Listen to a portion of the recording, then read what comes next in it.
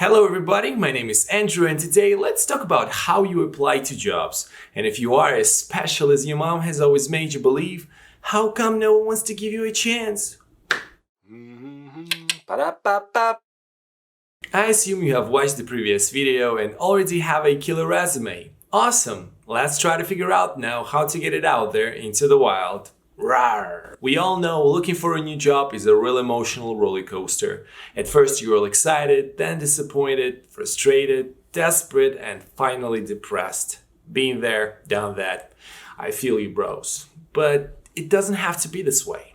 The answer to this is simple, but you're not gonna like it. It's having a plan. The most valuable piece of wisdom here goes like this. Do not start looking for a new job only when your rent is already overdue. Because this is a battle, my friend, you have already lost. And like a deer in the headlights, you will be motionlessly watching how a truck full of freshly baked fucks is crushing into your soul. Literally, it's not even a joke. What worries me is that chances are you are not watching this because you are thinking far ahead, but because you have tried and things haven't been working out that well. So what I'm about to say might not feel very useful in this particular moment, but please bear with me, because every shitstorm has to come to an end, and one day, once again, you will start thinking of maybe getting a new job. Here's the thing. Not being chased by the clock changes everything. It gives you confidence, it gives you control, and trust me, it shows. You will be a lot more picky, not applying to anything that comes your way. You will be looking for a higher position with tasks that you might actually enjoy, a shorter commute, nicer benefits, and most importantly, a more generous pay. As a bonus, interviews won't suck as much and won't stress you out to a point where you start talking gibberish, which later on makes you wonder, why the hell did I say that? So, what's the secret formula?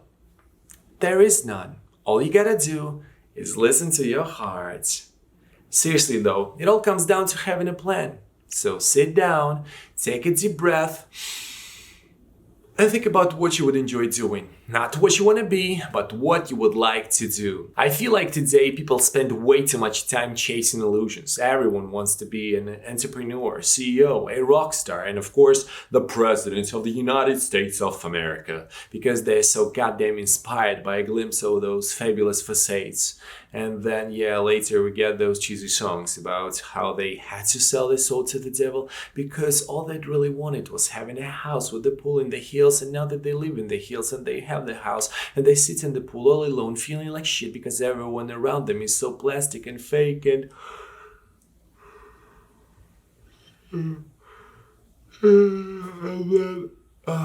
then we get a club banner about money, bitches, and drugs.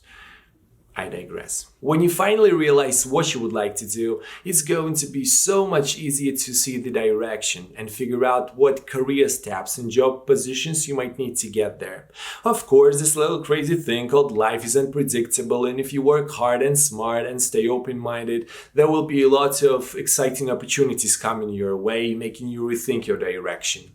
For now though, having an idea where you want to go will help you tremendously stay organized and focused on actually advancing your career upwards and not staying on the same level, kind of jumping from one random job to another. Because man, some of the resumes that I've seen just screamed, I don't know what the fuck I am doing with my life.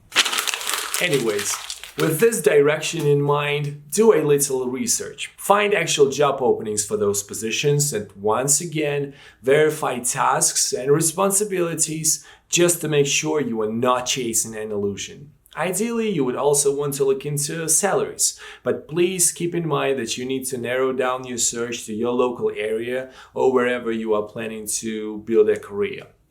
On a side note, when you see a post with a ballpark of say 30k to 60k, don't fall for that high number. Since it is usually based on your experience, you need to have a hell of a resume to hit that jackpot. Next, since you're already looking through all of those job posts, put together a list of requirements those real-life companies are expecting of their candidates, what education, experience, and skills they value the most. This wish list is going to be a blueprint for your success because it will allow you to more realistically evaluate your resume, and it will tell you which skills you need to master and which ones you still need to learn from scratch. Boys and girls, real talk. Today, we're living in truly extraordinary times where we have instant access to knowledge no other generation has ever had in the history of the fucking planet. And that is why I believe there is no excuse. No excuse for being completely ignorant of even the basics of the job that you're applying for. This seems to be one of the most ridiculous misconceptions people seem to have when it comes to entry-level positions. No related education, no related experience, and worst of all, no related skills whatsoever. Do you assume your biggest contribution is going to be just showing up and then the whole world will stop spinning just to spoon-feed you? Here comes the plane!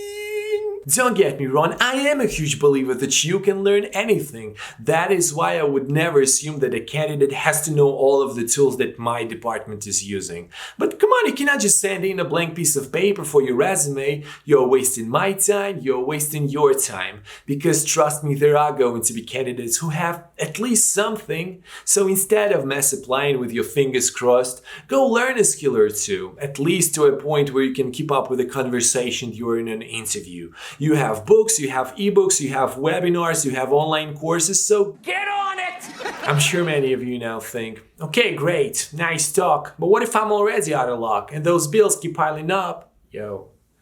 Well, if I were you, my first step would be to do some math. Yeah, bitch! Nothing over the top, so don't freak out. Just a couple of basic things like how much money you have, what expenses you have, and which ones are completely unavoidable. And of course, how long you can survive without getting a job. And then downsize your life. Cut down on anything non-essential. If you have parents to move back to, great, this is the perfect time to do so. Someone is mocking you for that. Well, tell him to fuck off! What you need now is to take a few steps back away from the edge and win yourself some time. For that, find a quick side hustle to supplement your pockets. No, I'm not talking about a shitty job that will suck life out of you and leave you unable to even move one brain cell before passing out. I'm talking about a side gig that will provide you with some cash, but at the same time keep your mind fresh so you could think about your future. If you want an example, delivering food with Grubhub.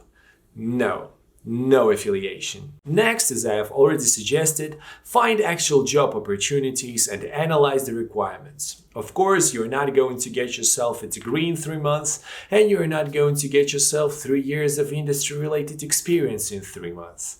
But here's what you can do. You can go to Udemy or Skillshare and learn a couple of skills that those companies are hungry for. Unlike most, or I guess everyone on YouTube, I'm not sponsored by any of those platforms, but I've used them and I think you should too. Well, by the time you're watching this, maybe I have got some referral links, so check it in the description.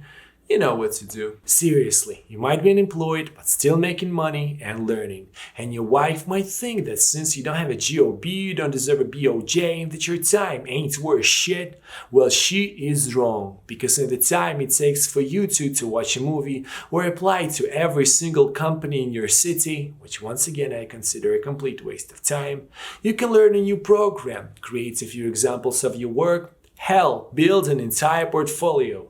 Because remember, hunting for a job is not a game of luck. It's a game of skill. Pew, pew, pew. As for you, Mr. Min Machine 420, hold your horses. Of course, this video is a huge generalization. I don't know you. I don't know what skills you have and what you want from life. But I do believe there is a way for you to have a meaningful career. I do believe in you, man. Maybe next time we'll talk about interviews. Maybe not. Mwah!